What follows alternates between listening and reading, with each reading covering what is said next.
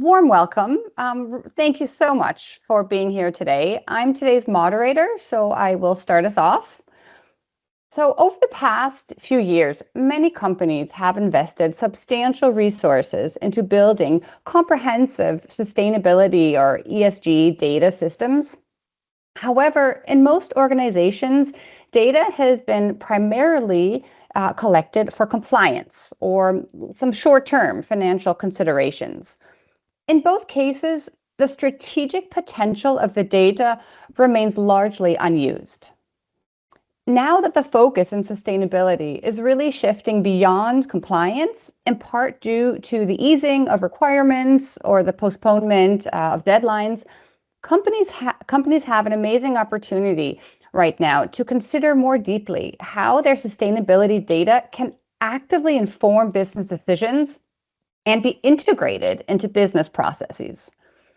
I think today's masterclass is particularly fitting or particularly timely as the recent COP30 is referred to as the first implementation COP. So that makes it kind of clear to me, it's now up to us collectively to bridge the gap between reporting and ambition to action, with immediate benefits and use cases for those that start integrating their data into business today. So in terms of the agenda, the goal of today's session is to show how impact valuation supports the shift to implementation and action. So how can you translate ESG data into insights with practical applications for real-world business operations? We will hear from Richard's head of impact analysis, from WifOR's head of impact analysis, Dr. Richard Scholz, and we will hear from Volkswagen's Chief Sustainability Officer, Dr. Dirk Voeste, and how to make sustainability data actionable, and how to quantify, qualify, and really future-proof your business from future costs due to social and environmental externalities. And thirdly, how to identify opportunities to lead. At the end, we've earmarked some time for a Q&A.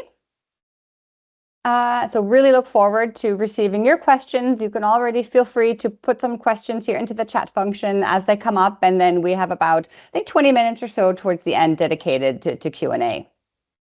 By the way, I'm Katrin Ostwald. I'm a senior impact strategist and a relationship manager at the WifOR Institute, and I'm your moderator today. I help companies implement data-driven impact strategies and identify where impact data can be applied and how companies can lead in their industry. Now, before we dive in, I'd like to ask our two speakers to briefly introduce themselves. Dirk, would you like to start? I'm on mute, the classical person. Hey, hello, good morning. I hear you. Yeah. Thank you. Where we are. Thanks for the introduction. My name is Dirk Voeste. I'm Chief Sustainability Officer of the Volkswagen Group, which means we have 10 brands, 110 locations worldwide. In my positions in 2.5 years. Before that, 22 years and a little bit longer in the chemical industry in various positions for sustainability, agriculture, and business development. Studied biologist, married, 2 kids, and looking forward to the next hour. Thanks so much, Dirk. Richard, over to you. Hi together, this is Richard. I'm heading the impact analysis department of WifOR.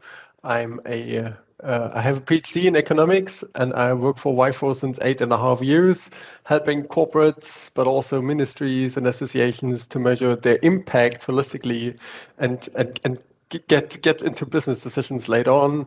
I'm working and living in Leipzig, also have 2 children and a wife. Thanks so much. Great, thank you both. I guess I should add, I live in Wiesbaden, Germany, which is close to Frankfurt, and have 3 children. And I've been with WifOR for 9 years. All right, great, thanks both of you. To get a sense of where you currently stand, to the audience now, we'll start with a quick poll. So you'll see it on your screen now. You can either use your phone to scan the QR code and reply, or you can click on the link in the chat. So I think my team will be sharing a link to the poll question in the chat. So feel free to use one of the two. Now I can't see the results. Let's see, I'll read it off. Sorry, I might have to ask my team because I'm actually not able under my view at the moment to see the results. There we go. Great, thanks to the team. So yeah, the question obviously is, what's your biggest challenge when you're working with sustainability data today? So it's great if you take a few seconds, for everyone to vote, so we can really get a good picture of what's relevant for your work. And great, thanks so much for your responses. It's really great to see the mix here. So yes, many consider complexity. Many considered that there's too much complexity and fragmentation with respect to metrics. That's now it's on second turn. But yeah, we'll speak definitely about complexity and what is being done to deal with, or what is being done in terms of harmonization and standardization efforts. I see, yes, the number one is missing or incomplete data. We'll discuss that very soon and offer some advice, definitely have some advice in that respect. Yes, and 3, very timely, the data is not incorporated into decisions, and that benchmark or comparability are missing. So super important themes, absolutely, that we will speak to.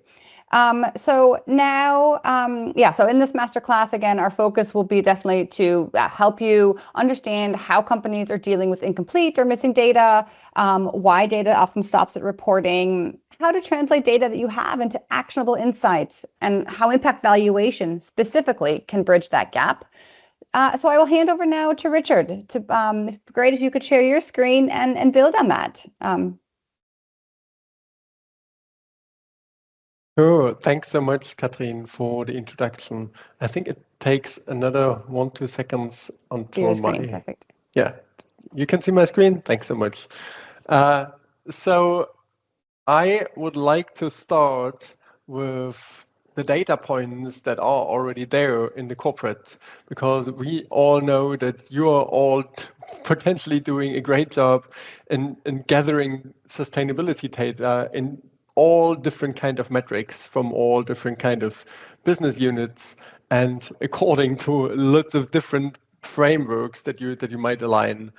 So you all have some kind of sustainability data at hand. And at the same time, we all know that sustainability metrics or sustainability issues matter so much. And we all know that there is a lot of science and a lot of data points as well, and a lot of people really working hard to see what is the impact of water usage, what is the impact of greenhouse gas emissions to the society. So we all know, at least in our bubble, that it would be so worthwhile to implement and embed the data points that you have collected into decision making in the corporate. So the question is, how can we bring those data points to the right people in the right form, as such that they understood on what kind of information they should build the decisions? And what we suggest is that we start with the measurement of the KPIs in kilograms and water and tons of CO2, but we need to look at what is the value of GHG emissions, of water, of those metrics to society, and communicate the value in the right way, as such that decision makers can build decisions on those numbers. And in the middle, so what is the impact of GHG emissions and of water?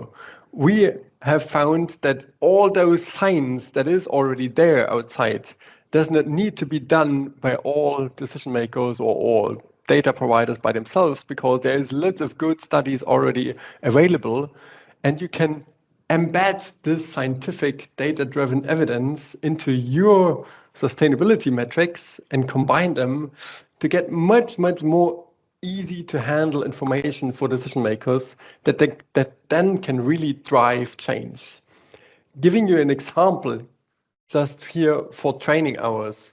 So we know, or you know from your organization or your project, how many training hours are provided due to in a certain year or within the certain project, or you have a specific target. And at the same time, there is knowledge in the scientific world that each hour of training benefits the society by additional $282 in Germany, for example, which represents the net present value of future productivity gains. So valuing the training hours by simply multiplying those 5,000 training hours with $282 per training hour leads to a monetized societal impact of $1.4 million, increased earning potential and economic contribution of those training hours.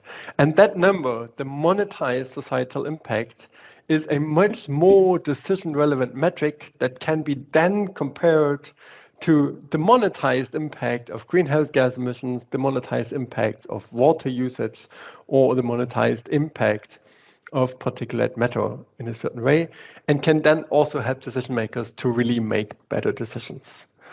And as you now might imagine, there is so many use cases of impact measurement and valuation. So impact valuation can support you in all those reporting compliances where you need to prioritize your actions or where you need to prioritize between different topics, which is, for example, the double materiality assessment, or also some lots of those due diligence things where you need to do a hotspot analysis and need to prioritize where you start first. But it, of course, also helps you with missing data points, which was one of the largest pillars that I've seen here, because if you start with estimates, and you then value those estimates, it helps you where you should start collecting more accurate data. And all those valuing then, of course, also helps you much more beyond reporting, because you can then aggregate those different impacts to calculate also something like a social rate of return of investment. It helps you then to make decisions in cases of trade-offs where you need to have a decision between water and greenhouse gases. But you might also want to set targets based on impact rather than the outcome metrics of GHG emissions to get a much more comprehensive picture. Giving you a quite concrete example in terms of what does this mean for strategy, impact measurement might help you to map your business units, not only according to how is the impact of those business units in terms of profits or revenues, but it might also help you to map which business units have the largest impact to society, and that not only by stakeholder information or qualitative information, but really on a data and science-driven way. Getting a little bit more concrete, once you have really accurate data points for a specific procurement decision, those data points really also may make your responsible sourcing decisions much more easier. On that slide, you see at below, I need to take my cursor, the laser pointer. Here at the very bottom, you see data points that had been already available at the corporate in units of measurement like kilograms, cubic meters, and persons. And they needed to do a decision on where to source their bauxite from. And as you can see, in terms of child labor, water consumption, and GHG emissions in physical units, bauxite from the USA or bauxite from China would have been preferred. However, if you value those impacts and look at what does this impact really mean to society, it turned out that bauxite from Australia is the best option, especially in terms of GHG emissions and water consumption. And in addition, it helped to prioritize which of those indicators had the largest impact and where you should focus on. So with that, you might now ask on how to embed impact valuation in your daily decisions. And there is a lot of So how to operationalize impact valuation.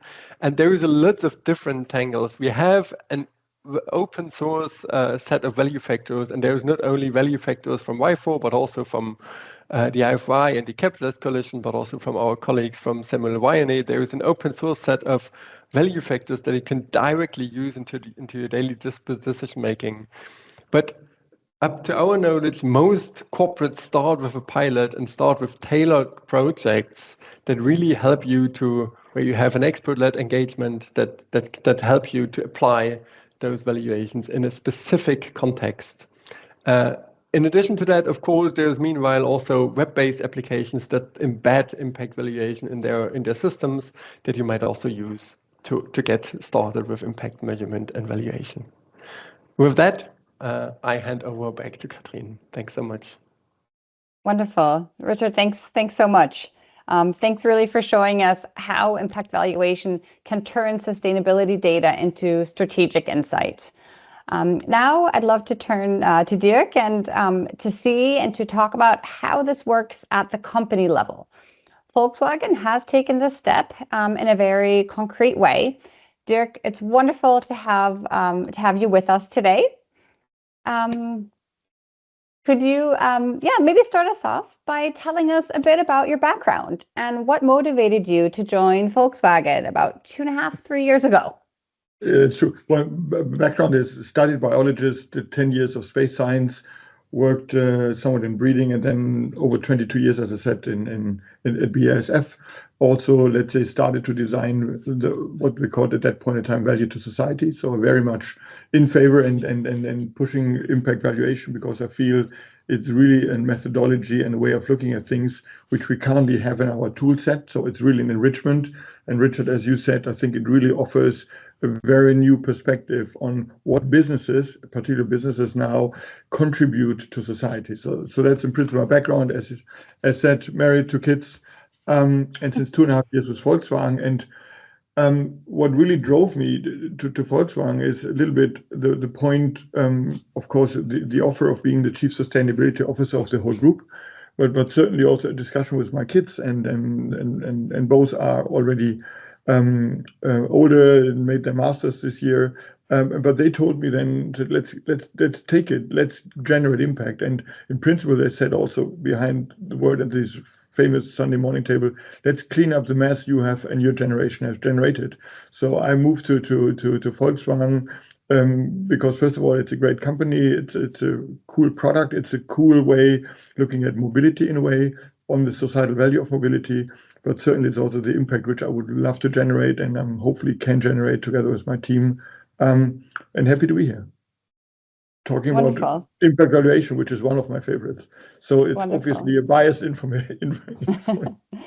Thanks so much for sharing that, and really also inspiring to hear that you've been a fan of it for so long, and also that kind of your family and your children also pushed you in a way to take the next steps here. So that's great.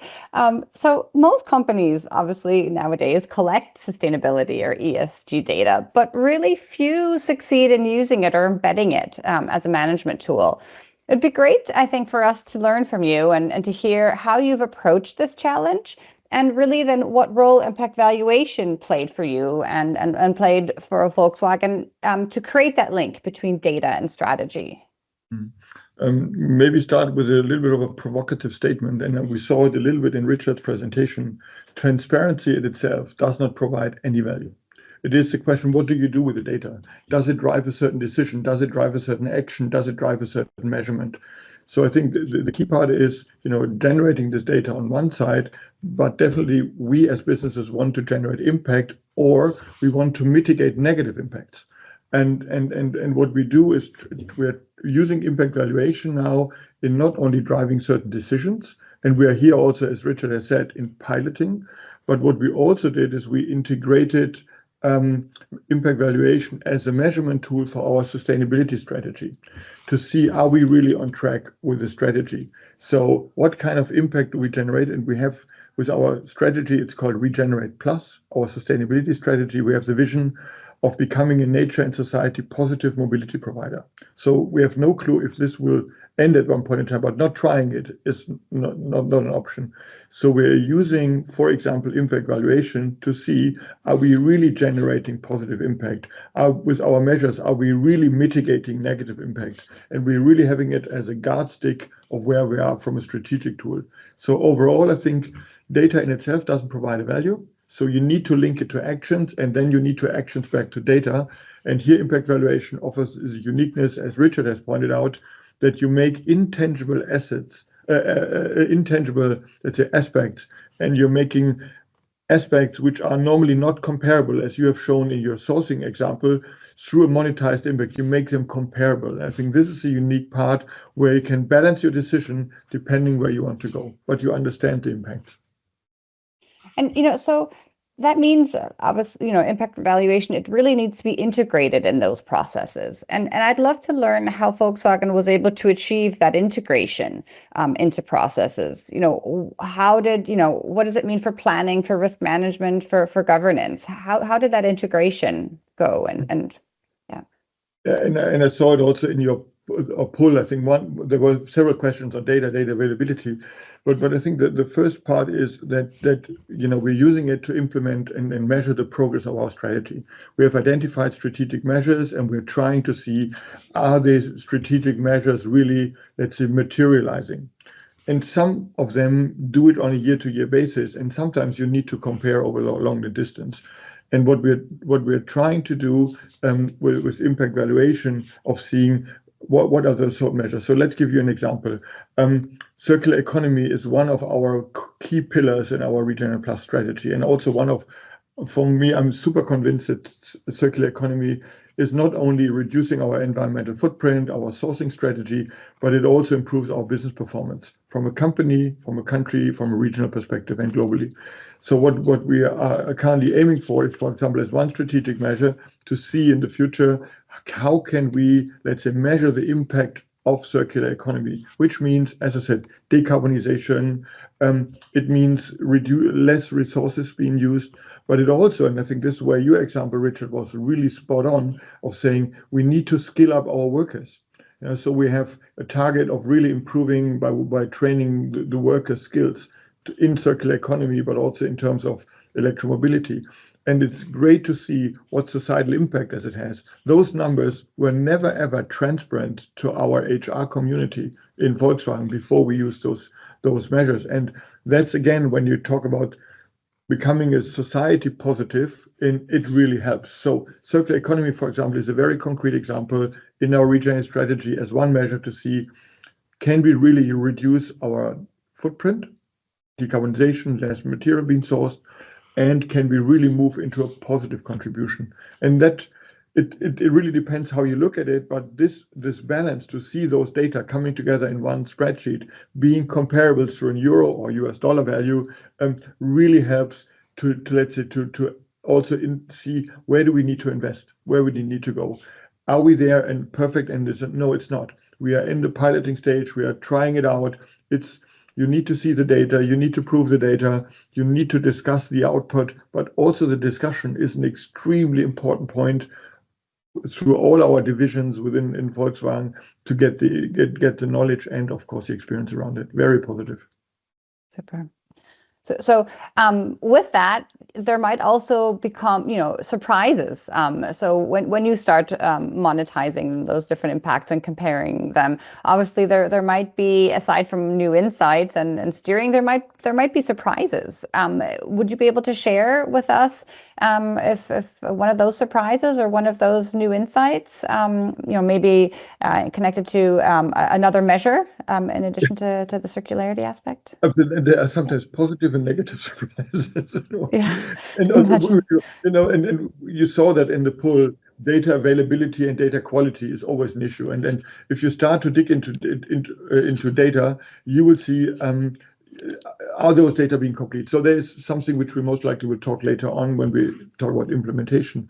Positively is, training hours was one, but the other topic which really came to a surprise when we looked at our supply chain and we start to look into fair wages, what they really have an impact on societal value.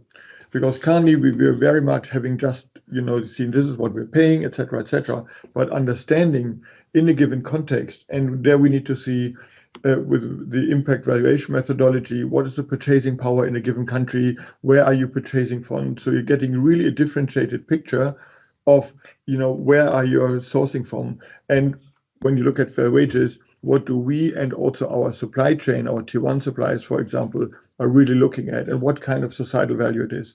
And Richard has said it a little bit in a side note. It helps us also in local discussions with local governments to really get arguments of saying, if we are running this business being through a supply chain, if we are running it into a production, these are societal values which we are generating on top of just paying taxes and other topics as well.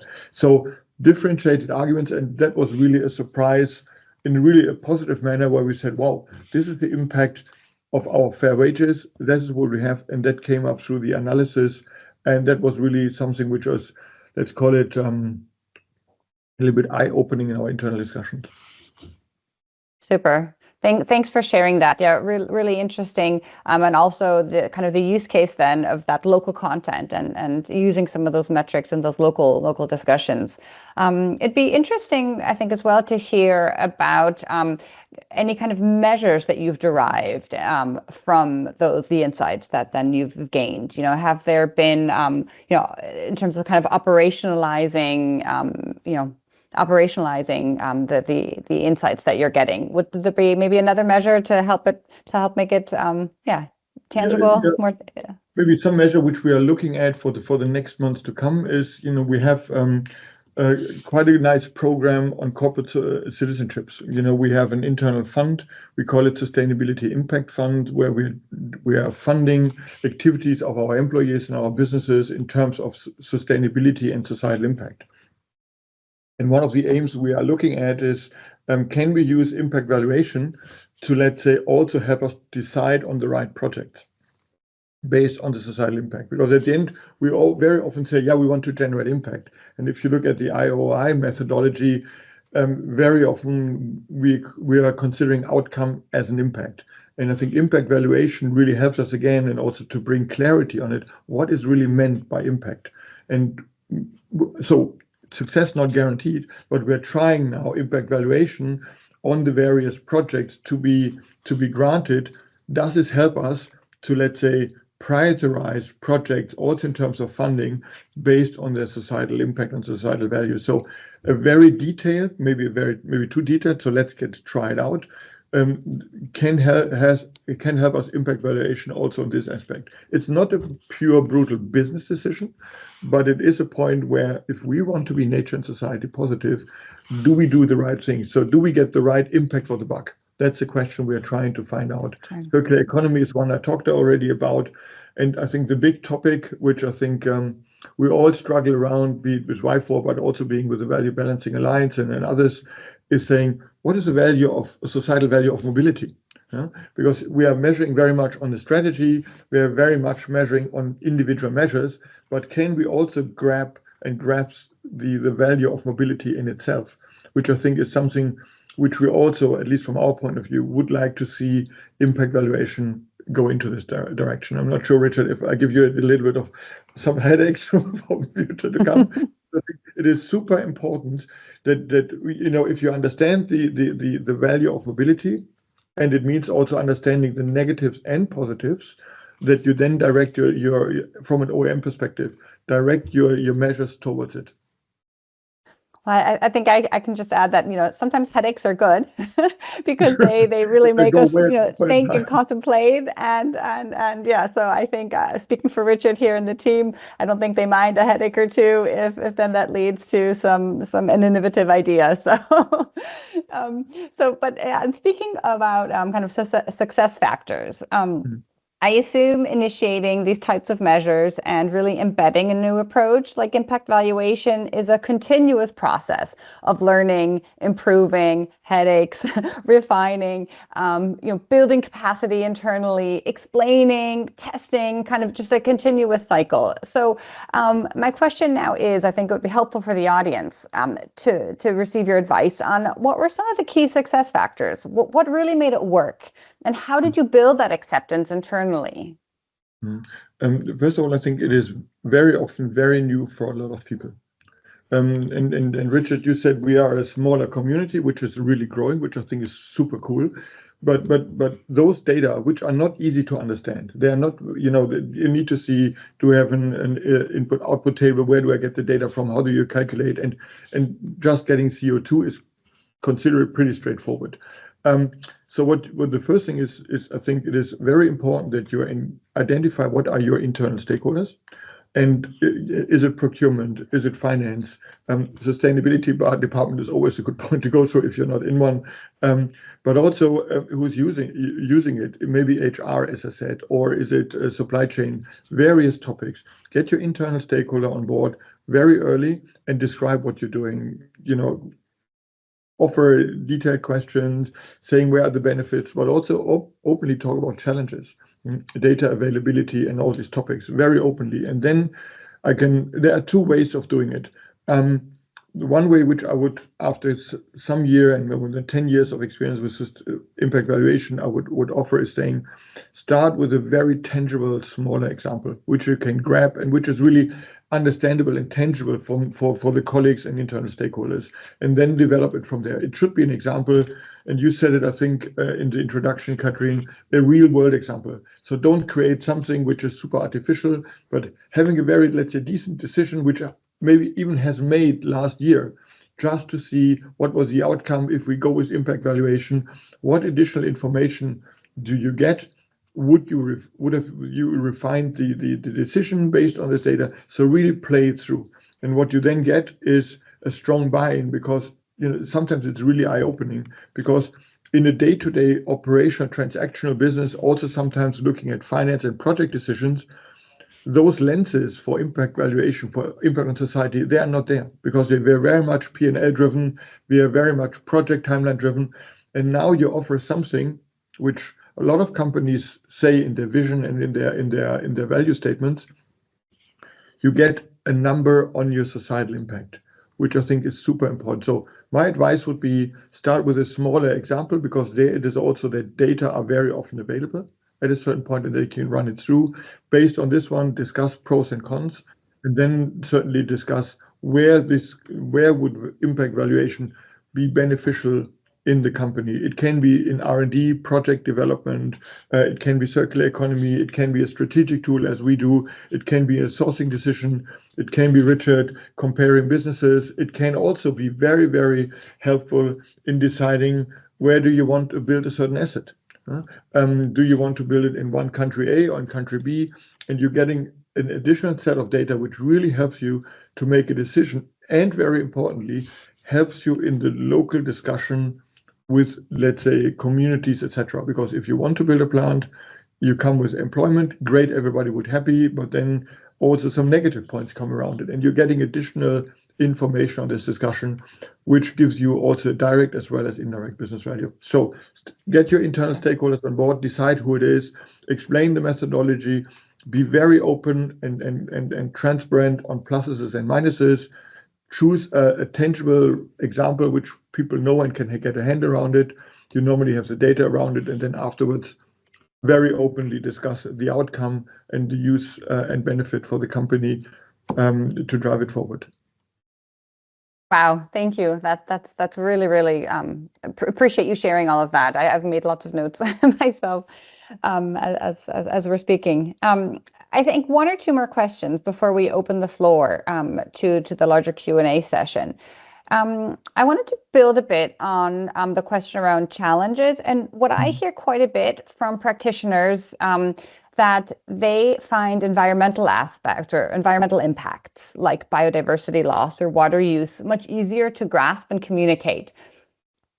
How do you recommend making societal impacts, or this concept of damage to society, so the concept of externalities, how do you recommend making that more tangible and relatable to internal stakeholders? If you look at nature-related topics, they're very often easy to be measured. Yeah, they are, you can measure them in degrees Celsius, in kgs, and whatever have you. We are used to this measurement. And that's made it perceivably easier. Biodiversity in itself is an issue in itself, and its complexity. More and more KPIs are coming around that. But for us, it's much more natural to measure it, and we're used to it. And we feel this is also neutral in a way, science-driven. And then we are coming to societal impacts, which are very often difficult to describe and not very easy to put into a data sets. And this is, I think, where impact valuation helps. And I think also, and Richard, you may feed in, but this is also not the final holy grail, and this is not the final answer. There's a strong improvement over time, and we need to allow us a little bit of patience. But what we're seeing is we are getting our arms around it. We're getting the discussions, and we are seeing, and maybe we need to talk about artificial intelligence in this context later on as well. So we are seeing that much more data sets are getting together, and we're getting a grips around it. And I feel it is supported for the societal aspect because you're starting to get your measure around it. You won't be 100% correct, but you get a directionally correct answer. And very often, this directionally correct answer guides you the way of where you need to go. But when you talk about challenges, Katrin, one of the big challenges is really honestly is where are the data, which data do we have, and are they really available? Because garbage in, garbage out, easily said, can give you the wrong answer. And very often, impact valuation asks for certain data sets which are not natural in companies. This is something we also need to learn and build your databases. It will come with more and more questions you're asking because I strongly see the benefits of it. But this is a topic. So really important when we choose, right? Where when companies choose the small project or scope to get started, to really make sure that there's some good data behind that to make it easier to pilot. Yeah, absolutely. The quality of data and quality and quantity and availability, and you see when you're applying the methodology, just take out one or two data sets and you see how your results are fluctuating. So there's a point from a Volkswagen Group perspective. We have 2 years ago we started with a group-wide system as one center of truth database. So where all our sustainability data are in one spot, which really helps us. But again, companies are set up in a different way based on reporting, based on their structure to aggregate certain data. Impact valuation is looking at it with a different lens.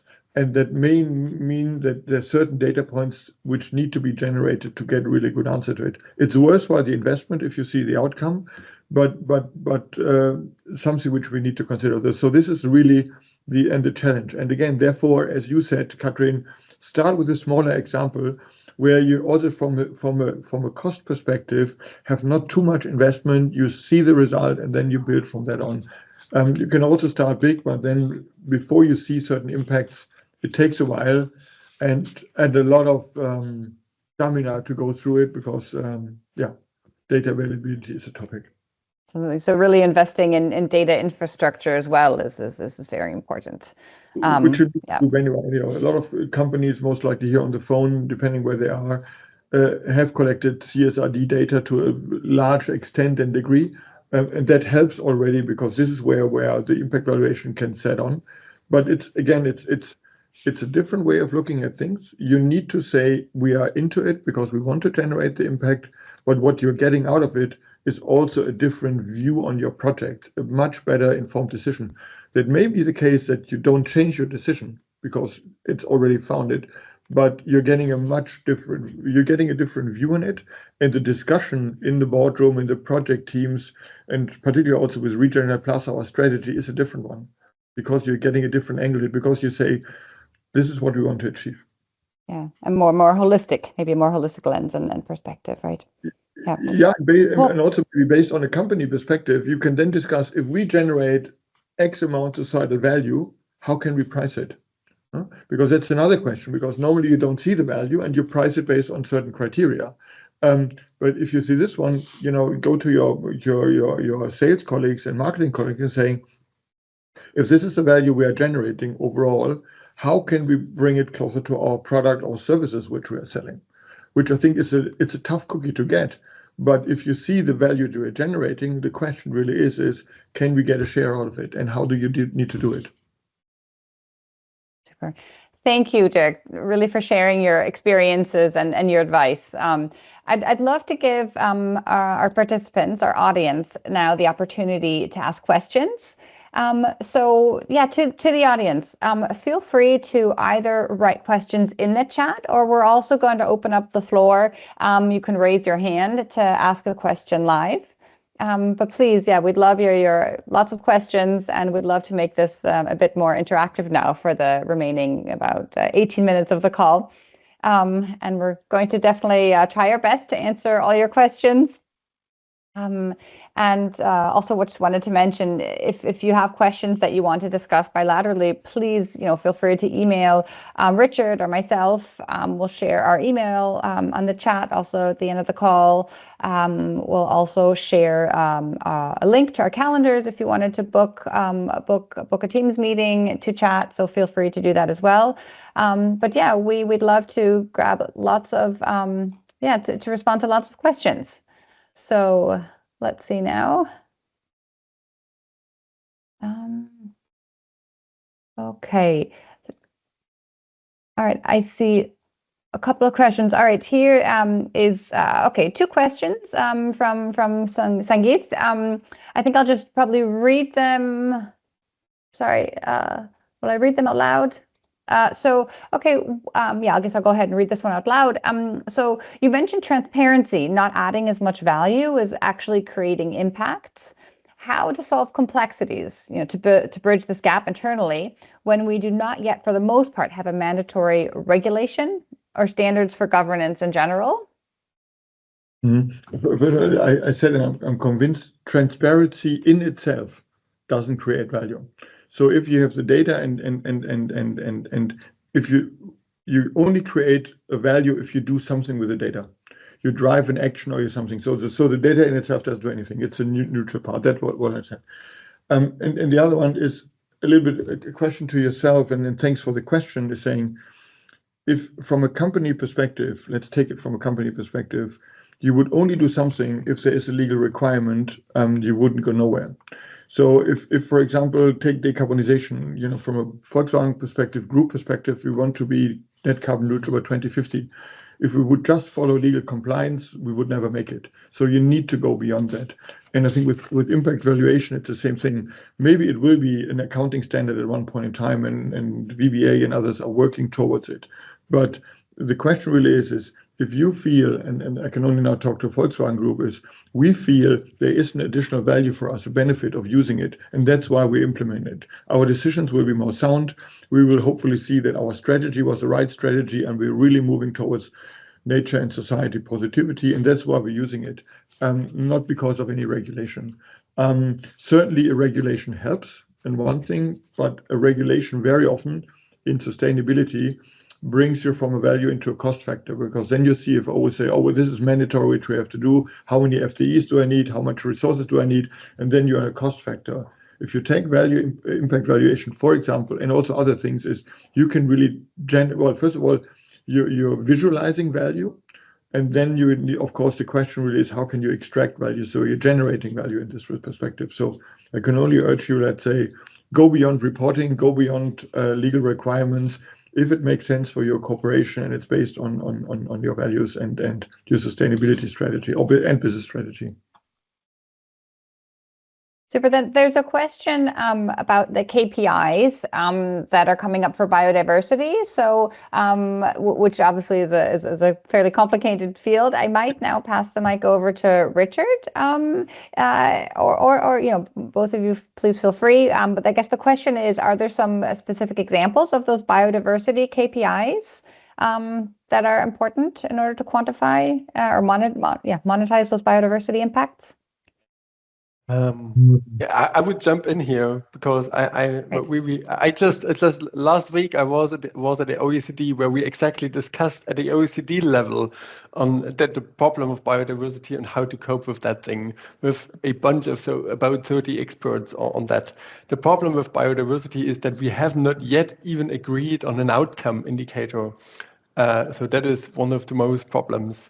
However, we treat biodiversity mainly as a midpoint impact, because when we think of impact, we always look at it from a human lens.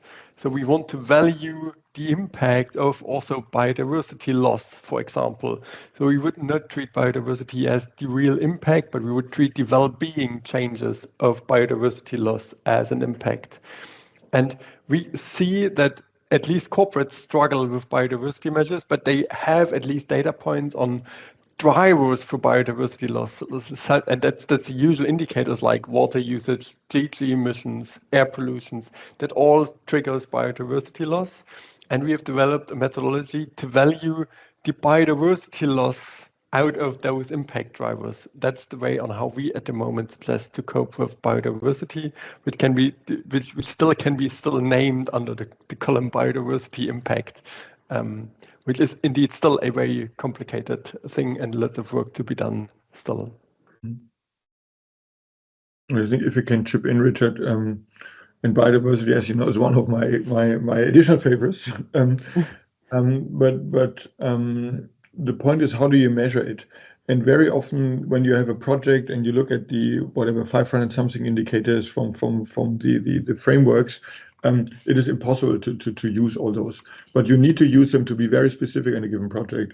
And I think where you are going at, which I think is something strongly to be supported, get directly correct. Yeah? Use data which are available. Try to use them meaningful, use them with a sort of grain, so not saying that this is the truth at the end, but getting something into it and improve over time. And there are some data available, and they are really globally available, which I think makes it easier and go to this direction. I think there are initiatives like the Nature Positive initiative, for example, which looking at a let's say much more comprehensive set of data. I think it will develop over time, and here we need to allow it a little bit time, but maybe start with, as you said, a smaller set of indicators and then develop as we go. Great, thank you. Here's another question that I feel would be quite valuable that we discuss as well. It's from Julian, and do you share the impact valuation data with the executive committee, so with the XCOM, and so with the rest of the XCOM? And if so, how did they welcome the initiative, or how did they leverage the data themselves? So I guess it's a question for Dirk. Yeah. Yeah, I guess. And thanks also for the question. One is we share the data, first of all, with all the experts and involved units. And there is a small, call it internal community working on impact valuation, because as you said, you need internal stakeholders to drive it. We then share the outcome also with our sustainability council. We have an external sustainability council, which also looks at the data. Not only with question mark, but there are also question marks around it. And we do share the data in a comprehensive session, of course, with the board of management or the board of directors, as an update of where we are in terms of progressing with our Regenerate Plus strategy. And based on this one, there are, and this doesn't come to surprise, I guess, a lot of questions, and positively, because questions are always want to know more about the methodology, for example, from our CFO as well.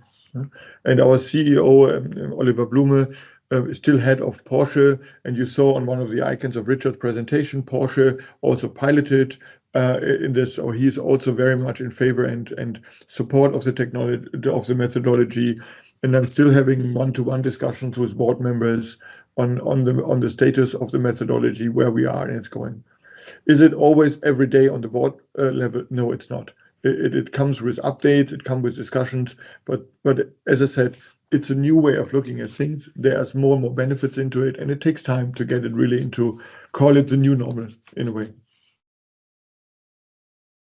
Good. I see a number of questions kind of around methodology, and thank you, Richard. I see you've shared a lot of material already here in the chat. Before we maybe dive into one or two methodological questions, I might take one of the questions here for you, Dirk, kind of related to what you were just sharing. So what were the major conflicts of interest, but also synergies, that were identified in the management of the top KPIs in Volkswagen's Regeneration Plus strategy and report? So Regeneration Plus is our sustainability strategy with vision, as talked about, and we have 4 dimensions. One is about nature, the other one is about society, and the other one is also business. These are the 3 classical sustainability dimensions, and we added a 4th dimension to it, which is our people. And that was the first surprise. for the management, because they learned the classical Brundtland definition, ecological or environment, society, and economics. And it is super important that we give our people, we have more than 670,000 employees, a name and a face and some KPIs. So what were one of the major surprises? One of the surprises was that we are looking for a biodiversity indicator. We still haven't got it yet. We most likely will publish the indicator mid of next year. That was one surprise, where they said, why biodiversity? And biodiversity is super important for a company like Volkswagen, from mining, from our production areas, but also for customers using our cars and vehicles on the street. That was definitely a surprise.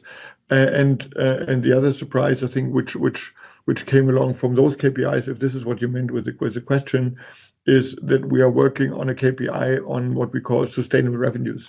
So we are currently looking at all our revenues which we are generating in Volkswagen, which are the ones which are really driving sustainability, which are so to speak not helping or are more neutral, and which of those revenues we would like to switch into more sustainable ones.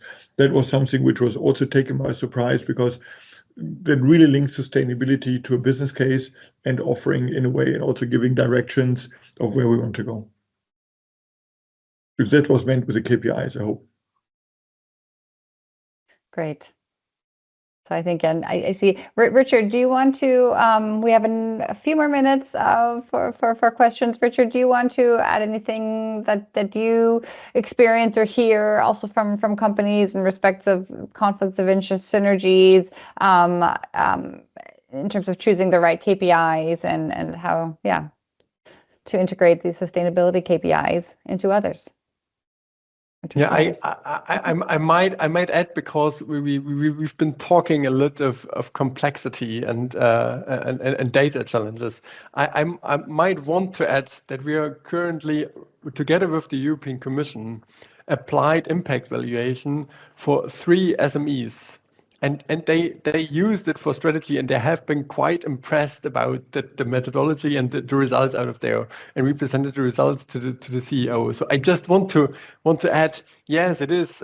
There's lots of complexity, and if you do decisions based on those things, you need to look at all those different angles. However, impact valuation is really also applicable at an SME level, which has much less resources than for example Volkswagen, and does not even have an FTE, not even one FTE dedicated to sustainability. But we managed to get to measure the impact of 3 SMEs within 3 months, with going there, collecting data points, and provided them with an impact statement that created eye-opening messages for the CEO of the corporate. Maybe that as an add-on to all the challenges that we are now speaking about, because it's all about how to get started and how to use the resources to really create action.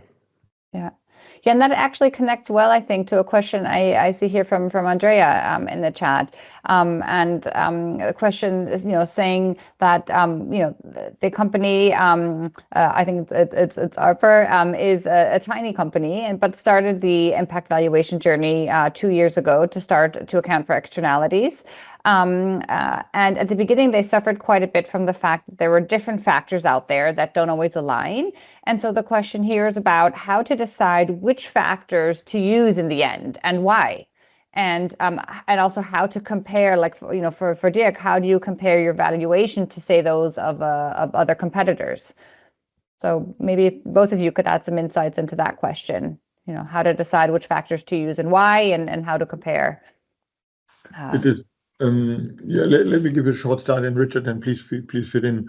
One thing is, there is a certain danger if you start to select factors, because then you are getting a different picture of it. I think it is always recommended to use the available data sets and factors which are in to get the most and comprehensive picture. The question is what at the end you're communicating. That's maybe a different topic around it. And that's why we are currently not at the stage, let's say, to compare different OEMs on their impact valuations. I think we are not there yet.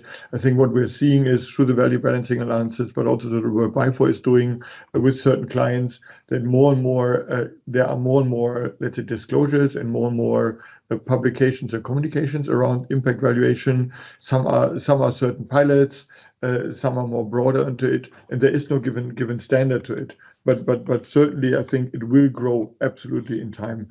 But it is not recommended just to select a few indicators so that I'm looking good. I think it is really very, very important to make a decision to really get also the potential negative impacts, to understand what is your decision at the end of the day in terms of the impact. Richard, maybe you want to add to it.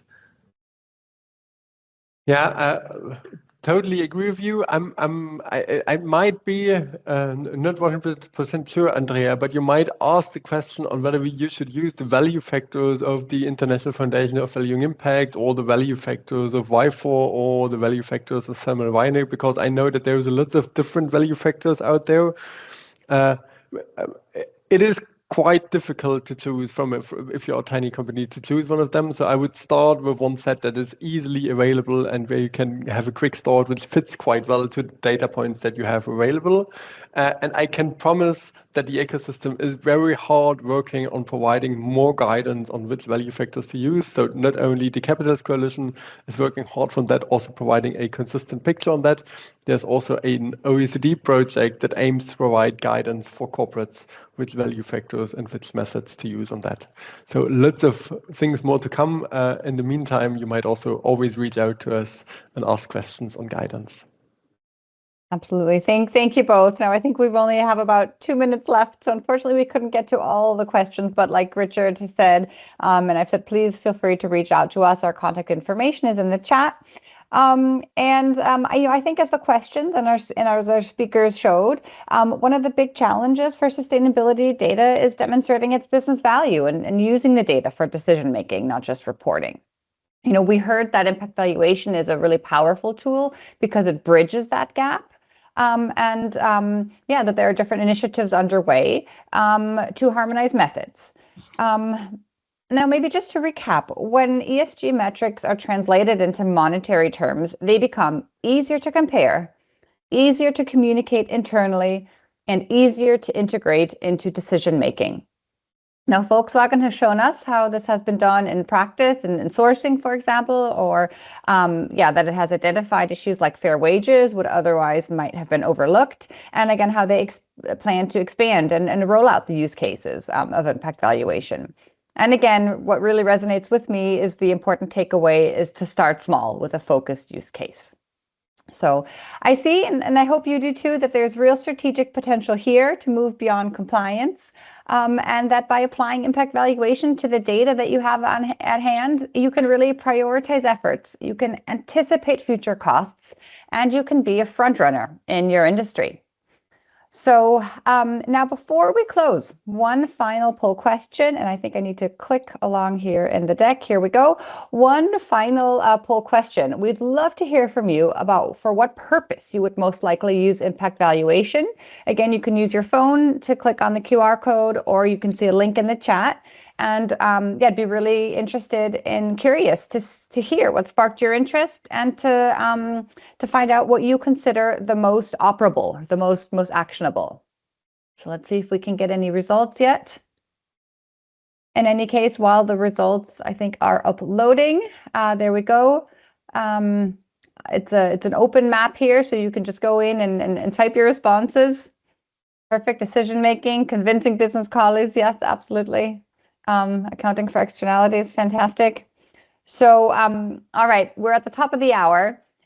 So yeah, thanks so much everyone for decision making seems to be the key. Great.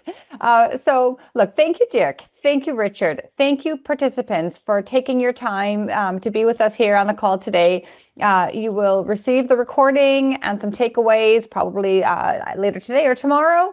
And I really look forward to seeing what's next at Volkswagen and the Regenerate program, but also to hearing from participants and seeing what's next in their sustainability journeys. So please reach out and engage with one another, engage with us, and thank you for your time today.